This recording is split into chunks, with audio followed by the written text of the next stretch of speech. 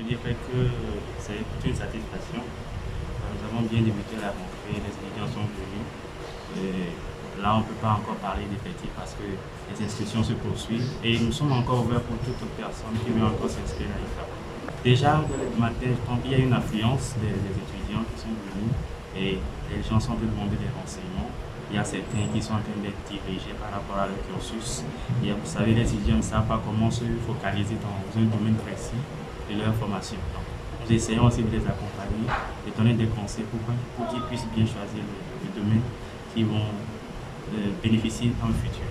Je dirais qu'à tout autre étudiant qui est à la maison, qui ne fait pas encore quelque chose et qui ne sait pas quoi faire concrètement, qui s'approche de nous, nous sommes ouverts à tout moment de 7h à 17h30. Nous sommes ouverts pour pouvoir réceptionner tous les autres étudiants qui veulent faire quelque chose de leur vie.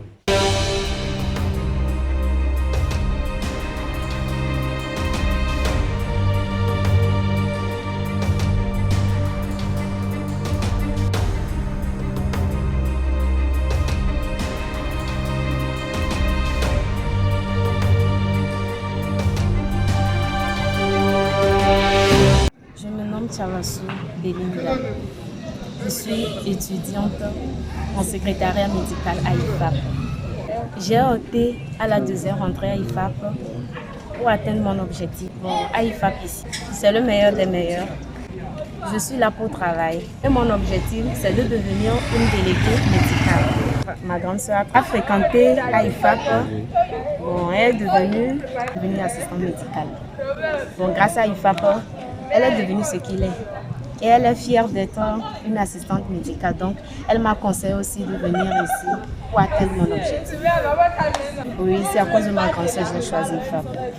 J'invite tous mes camarades et mes amis de fréquenter aussi IFAP pour atteindre leur objectif. Moi, c'est Samuel Sowedo Anna. Je suis étudiant à l'IFAP. Je suis inscrit à la maintenance informatique réseau. De nos jours, avec le développement de la technologie, c'est une filière qui va vraiment apporter beaucoup de débouchés et surtout beaucoup de revenus. Donc pour ceux qui cherchent les revenus, je leur conseille de s'inscrire à l'IFAP pour la maintenance informatique. Tout d'abord, j'ai eu écho de l'IFAP, surtout sur les formations qu'il donne. Et aussi, il faut préciser que c'est une institut qui a été accréditée par l'État togolais.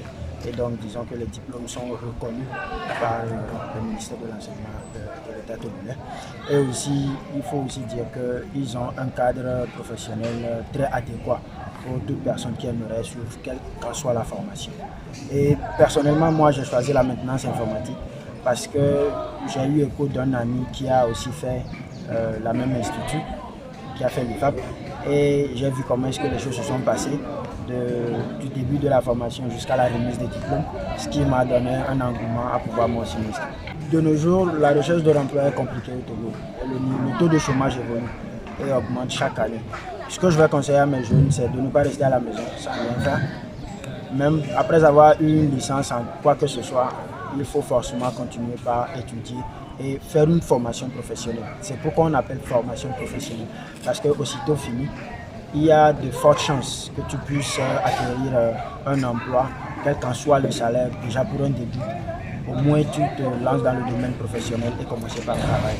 Donc si je vais donner un conseil à mes jeunes frères, à mes jeunes sœurs à la maison, venez à l'IFAP. C'est une institution qui est là pour vous et qui a des prix très abordables. Il suffit juste de voir l'administration et c'est réglé. Vous aurez votre formation.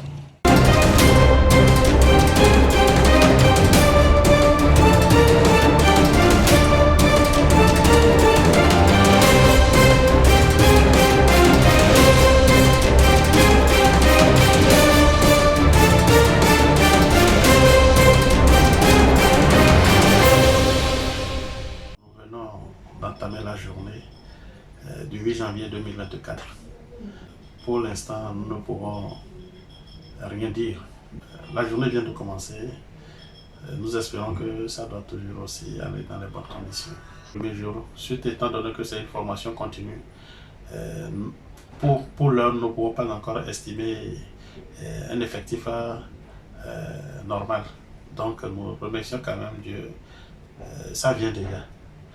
Dans les jours à venir, on nous croit que l'effectif doit remonter. Nous savons bien que les temps sont absolument durs sur le plan financier, mais nous avons la foi quand même qu'ils vont toujours arriver. On aura d'ici quelques jours, quelques semaines, l'effectif souhaité, nous allons l'atteindre, et par le biais de nos étudiants aussi. Pour l'instant, dans la filière que ces étudiants viennent s'inscrire, nous avons le marketing, l'assistant de direction bilingue, le secrétariat médical,